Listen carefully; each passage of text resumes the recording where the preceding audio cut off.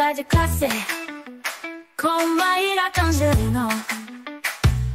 Mentes únicas em conversas plurais.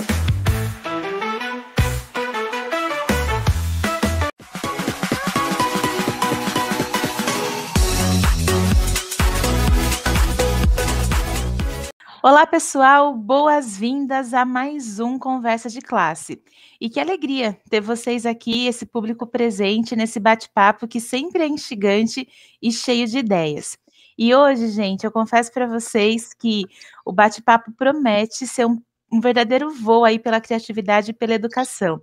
Porque desde que eu me entendo por gente, eu conheço o Ed, e desde que eu me entendo por gente também, ele é uma pessoa muito criativa e que tem trabalhado aí com a arte, com a educação já há muito tempo. A gente vai receber aqui o ilustrador e quadrinista Ed Galileu. É um artista que começou na jornada muito cedo, né? E hoje ele vai inspirar a gente aí com as suas histórias, mas principalmente com a sua visão sobre os HQs. E eu já combinei com ele aqui nos bastidores que eu vou começar mandando aí a primeira pergunta. Ed, você começou a criar suas próprias histórias em quadrinhos com apenas 15 anos, e você já começou publicando aí em fanzines, né? Essa paixão tão precoce pelo universo das HQs acabou se tornando a sua profissão, seu objeto de estudo, e eu acho que deve ter moldado também aí a sua percepção sobre o aprendizado. O que eu quero perguntar para você é, diante dessa sua experiência de vida, como que você enxerga o potencial das histórias em quadrinhos para despertar a curiosidade e o engajamento dos jovens, especialmente aqueles que talvez não se sintam tão conectados aos métodos de ensino tradicionais? Ed Galileu, com muita honra, com muito orgulho, seja bem-vinda aqui ao Conversa de Classe. Obrigado, Maíra. Então, eu comecei, na verdade, tipo assim, eu conheci as histórias em quadrinhos, eu falo que eu conheci muito tarde, né? Eu tenho alguns amigos que falam, tipo, eu com 8, 9 anos já lia quadrinhos da Turma da Mônica, Disney e tal. Eu fui conhecer, eu já tinha lido alguma coisa de Turma da Mônica ou Disney, coisa mais infantil, né, na minha infância, mas era algo bem esporádico, né? A minha mãe ganhava, né, ela trabalhava em alguns lugares onde ela ganhava alguns quadrinhos, e ela trazia para mim, aí foi que eu conheci, né, os quadrinhos, principalmente da Disney, mas tinha muito Maurício de Souza, mas era algo, como eu disse, esporádico. Eu, com 12 anos, mais ou menos, né, 11 ou 12 anos, foi quando eu conheci os super-heróis da Marvel, tá? E aí que me pegou, porque eu sempre gostei de desenho, e desenhar para mim era uma coisa gratificante ali e tal. E aí, quando eu conheci aqueles super-heróis, naquelas poses dinâmicas e tal, falei, pô, é isso que eu quero fazer. E eu comecei a comprar quadrinhos de super-heróis por causa dos desenhos, né? Mas, inevitavelmente, eu acabava lendo. E comecei a ler e a gostar e acompanhar o mundo dos super-heróis, né? Principalmente da Marvel, né? Tinha da DC também, né? Mas mais Marvel, assim, foi o que me pegou. E daí foi uma época, né, eu com 12 anos, foi uma época que eu entrei para um curso de História em Quadrinhos na Casa da Cultura de Jundiaí, e ali eu conheci dois amigos, o Célio e o Rodolfo. E a gente começou a fazer quadrinhos juntos, né, tipo, assim, eu falo que eu comecei a fazer quadrinhos com 15 anos, mas assim, nessa época a gente fazia o curso, então no curso a gente já produzia algumas coisas e tal. Com 15 anos foi quando a gente fez o nosso primeiro fanzine, né, que é uma publicação de fãs. Então a gente ia lá, criava nossos próprios personagens, fazia o roteiro, fazia o desenho e lançava, né, fanzine ali no Xerox mesmo, porque era o que tinha na época. E isso foi o que fez com que eu iniciasse nesse mundo das histórias em quadrinhos, né? Além, eu passei de leitor a um produtor de quadrinhos nessa época, né? Claro que de uma forma mais assim, amadora, né? Eu fazia porque gostava, nessa época nunca pensava assim, eu vou fazer um dia profissionalmente isso, por mais que eu quisesse e tal, mas era uma coisa, eu não pensava nisso, né? Fazia porque queria fazer. E assim, sobre o potencial das histórias em quadrinhos, eu percebi, assim, nessa época, na minha adolescência, eu percebi que eu aumentei muito o meu repertório de conhecimento, por causa das histórias em quadrinhos. E foi uma coisa que eu comecei a perceber, assim, tipo, vamos supor, vamos falar de palavras em outras línguas, né? Eu lia muito X-Men, e no X-Men tem uns personagens que são de outras nacionalidades, né? Tem o Noturno, que é alemão, tem o Colosso, que é russo, tal. E assim, sempre tinha alguma palavra ou outra ali que tinha tradução. E aí você acabava falando, pô, cara, sem querer, né, de uma maneira leve, eu acabo aprendendo algumas palavras em outras línguas, entre outras coisas, né? Porque eu não lia só quadrinhos de super-heróis também, né? Tinha quadrinhos históricos, quadrinhos baseados em fatos reais, né? Na história mesmo. Adaptação literária, hoje em dia tem muita adaptação literária de quadrinhos, né? Literatura brasileira, por exemplo. E eu acho que a narrativa dos quadrinhos, ela apresenta uma história de uma maneira muito leve, muito fácil de você gostar, ela te gera uma curiosidade. Então, eu acho que a história em quadrinhos tem um potencial gigantesco para o conhecimento, né? Isso a gente vê no quanto as pessoas usam isso em sala de aula hoje, né? Se a gente parar para analisar, tem muita coisa, muita tirinha em sala de aula sendo usado, mas alguns professores utilizam histórias em quadrinhos mesmo, para adentrar ali a pessoa, tipo, a uma literatura brasileira, por exemplo, que um adolescente não tem muita paciência para ler. Se ele pega uma versão ali em quadrinhos, é um pouquinho mais leve, um pouquinho mais fácil de se conhecer, e isso não vai...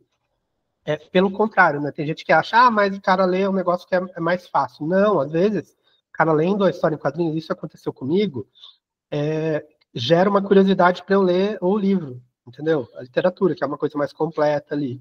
Então, eu acho que a literatura as histórias em quadrinhos tem um potencial gigantesco para conhecimento, né? E principalmente para adentrar a literatura, né? O incentivo à leitura.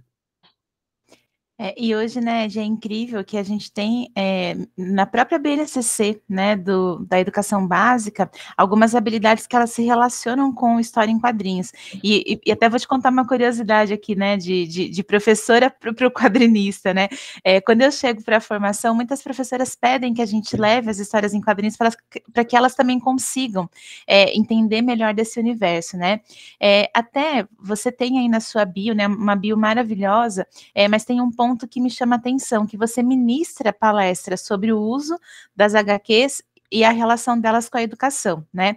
E a gente sabe aí que a leitura, o pensamento crítico, eles são aqueles pilares fundamentais para a gente formar indivíduos que sejam conscientes, né? Porém, eu acho que, às vezes, as escolas enfrentam o desafio de tornar esse processo da formação crítica, né, mais atrativo. Na sua visão, de como que as HQs podem ir além da simples ilustração e se tornarem aí um recurso eficaz para aprimorar compreensão textual, interpretação, mas acho que principalmente para estimular a reflexão crítica sobre as diferentes realidades aí, e claro, né, aliando isso aí com temas que são complexos. Então, eu acho que isso é uma coisa que tem que ser trabalhado, né, ainda na infância, tá? Hoje em dia é comum a gente conhecer pessoas que falam, aprendi a ler com Turma da Mônica. E é o meu caso, né? Tipo, não exatamente só a Turma da Mônica, né? Como eu falei, eu cheguei a ler algumas coisas, mas eu acredito que quando eu estava aprendendo a ler ali, por eu ter acesso à história em quadrinhos, se desenvolveu um pouco mais. Porque assim, você pode depender só do horário de aula para você estar ali, né? Tipo, quando você está aprendendo a ler e tal, e você pode chegar em casa e olhar para uma revista de história em quadrinhos, e você abre uma página ali e você vê a Mônica correndo atrás do Cebolinha ali com um coelho na mão, e é inevitável você não ter a curiosidade de saber por que ela está querendo bater nele dessa vez, entendeu? E aí faz com que a gente, com essa curiosidade, faz com que a gente leia, né? Os quadrinhos, eles são dois tipos de leitura. Tem a leitura de imagem, tem a leitura de texto, né? A leitura da imagem, ela complementa a leitura de texto, né? Diferente de livro infantil, onde a ilustração ela representa um trecho da história, as histórias em quadrinhos elas fazem o oposto. A ilustração ela complementa a história. Eu não preciso escrever que a Mônica está correndo atrás do Cebolinha com o coelho dela na mão, entendeu? Com o Sansão ali. Eu posso mostrar isso e aí eu uso o texto só para explicar o porquê que ela está fazendo isso, né? Então, eu acho que a primeira coisa é isso, essa facilidade, essa curiosidade que gera, né, as ilustrações, as histórias em quadrinhos, que fazem com que as crianças tenham esse incentivo ali de começar a leitura, tá? E aí, se essa criança começa na infância a ler quadrinhos, quando ela chega na adolescência, que aí tem outros tipos de quadrinhos, umas coisas um pouquinho mais complexas, né? Porque o quadrinho infantil, ele geralmente tem aquelas historinhas simples, né? Por mais que a gente sempre aprenda, né? Eu falo que eu aprendi sobre a caverna de Platão graças à Turma da Mônica. Quando eu era criança, eu me deparei com um quadrinho e eu olhei lá e eu vi uma história em quadrinhos que Maurício de Souza produziu, onde ele fala do mito da caverna, né? É basicamente o mito da caverna com Homens das Cavernas ali, que são personagens que o Maurício de Souza tem, né? No caso, o Piteco. Tipo, muitos anos depois, quando eu já era adulto, eu acho, e que eu comecei a estudar, né? Tipo, adolescente, adulto, que eu comecei a estudar filosofia e coisa do tipo, eu falei, caraca, tipo, quando eu era criança, eu conheci o mito da caverna, mas assim, claro que quando a gente é criança, a gente tem outra visão, né, daquilo que está se passando. Depois de um certo tempo, você entende ali o que significa o mito da caverna, né? Mas assim, né, isso é para a gente ver que existe esse potencial gigantesco de aprendizado nas histórias em quadrinhos. E Ed, é legal você destacar isso, né? Porque a gente vive essa complexidade desse mundo, né? Que ele é cada vez mais digital, e o digital ele tem essa camada do visual muito embedada nele, né? Faz parte do digital se comunicar pelo visual. Então, essa camada que você vai trazendo, né, ajuda a gente aí a entender um pouco mais como que a HQ extrapola, né, a leitura convencional para uma leitura de mundo mais complexa, né? E como que você vê essa relação, né, entre usar a HQ, essa compreensão de mundo que ela acaba sendo mais exponencial, mas eu queria que você falasse um pouquinho da produção de conteúdo criativo por parte dos estudantes, né? Quando a gente também leva isso para a mão deles, como que você vê esse processo? Eu acho que assim, uma coisa que ajuda muito, né? Tipo, histórias em quadrinhos ali vão ajudar muito,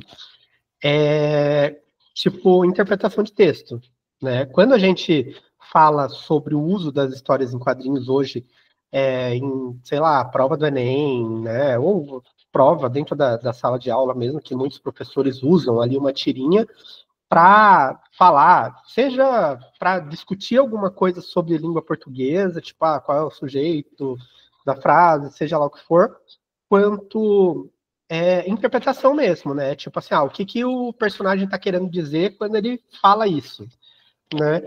Ou quando não tem texto, né? É uma coisa que eu acho fascinante, história em quadrinhos sem texto, onde só por ação dos personagens que aparecem ali a gente consegue interpretar uma história, né? Então, isso é uma coisa que vai ajudar muito, né, no desenvolvimento, né, de criança, adolescente e tal, trabalhando com interpretação de texto. Então, eu acho que isso é uma coisa que tem que ser explorado. Seja a gente usando ali, tipo, um quadrinho de humor, né, que tem uma leveza ali e tal, quanto a gente usando, hoje em dia, a gente tem uma questão muito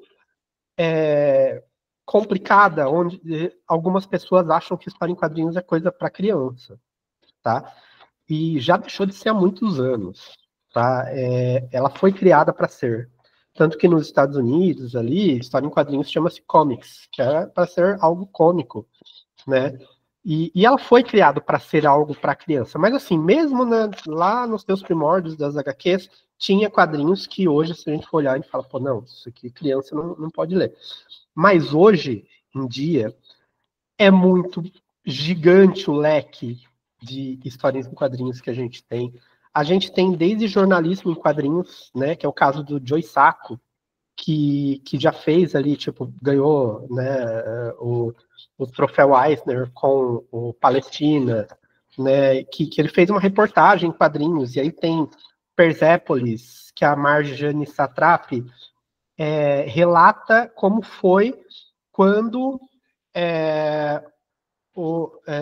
eles, lá no Oriente Médio até, né, eles começaram a ser obrigados a usar burca e coisa do tipo. Como que foi essa transição, o que acontecia com as mulheres que se revoltavam e tal. E é uma coisa fantástica, porque assim, você está aprendendo história através de uma mídia que é muito... Tem uma narrativa que é ímpar, não tem outra maneira de se contar essa mesma história. A gente consegue contar a mesma história, mas não com a mesma narrativa das histórias em quadrinhos. A adaptação para a história em quadrinhos, ela tem um diferencial ali que faz com que a gente entenda esse valor que eu atribuo às histórias em quadrinhos, né? De sensacional, e que exemplos riquíssimos, né, que você está trazendo aí para o pessoal depois pesquisar, conhecer, né, porque com certeza, como você disse, né, só vai contribuir para a riqueza do repertório pessoal de professores e de professoras, né. A gente está caminhando aqui para o finalzinho, né, e eu queria ainda falar um pouquinho dessa ideia da inclusão da HQ no currículo escolar, mas o que eu queria te perguntar é o seguinte, né, que dicas que você acha que a gente pode levar, tanto para educadores quanto para famílias, para que eles compreendam o real impacto positivo das HQs na jornada de aprendizado das crianças ou dos adolescentes? Eu acho que a primeira coisa é entender as histórias em quadrinhos e conhecer obras que possam agregar muito ali no conhecimento. Eu tenho amigos que são professores de história, que são professores de geografia, que são professores de filosofia e que são fãs de quadrinhos, tá?